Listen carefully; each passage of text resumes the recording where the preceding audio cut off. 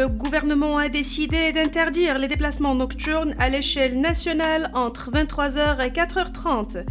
à partir de ce vendredi. Dans un communiqué, le gouvernement indique avoir pris une batterie de mesures pour la gestion de cette étape, portant également sur la fermeture des commerces, des restaurants et des cafés à 23h,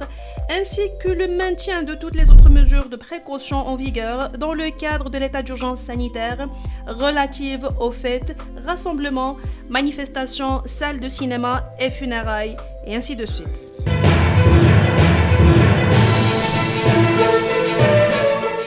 La brigade de la police judiciaire relevant du district provincial de la sûreté de Saïdia a ouvert vendredi une enquête judiciaire sous la supervision du parquet compétent pour identifier les personnes impliquées dans une tentative de trafic de 4,3 tonnes de Chira par voie maritime.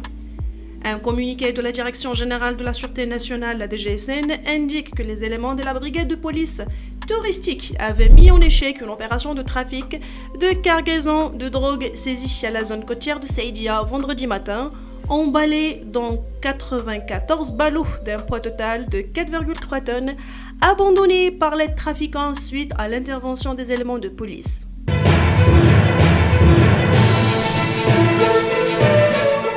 Le Fonds des Nations Unies pour l'enfance, l'UNICEF, a annoncé ce vendredi la désignation de l'international marocain Achraf Hakimi, champion des droits de l'enfant au Maroc. Dans un communiqué, l'UNICEF Maroc souligne qu'en pleine célébration du 75e anniversaire de l'UNICEF, le bureau du Maroc annonce la nomination de Achraf Hakimi, l'international marocain, en tant que champion des droits de l'enfant pour soutenir les efforts de l'UNICEF au Maroc et de ses partenaires pour la promotion des droits de l'enfant.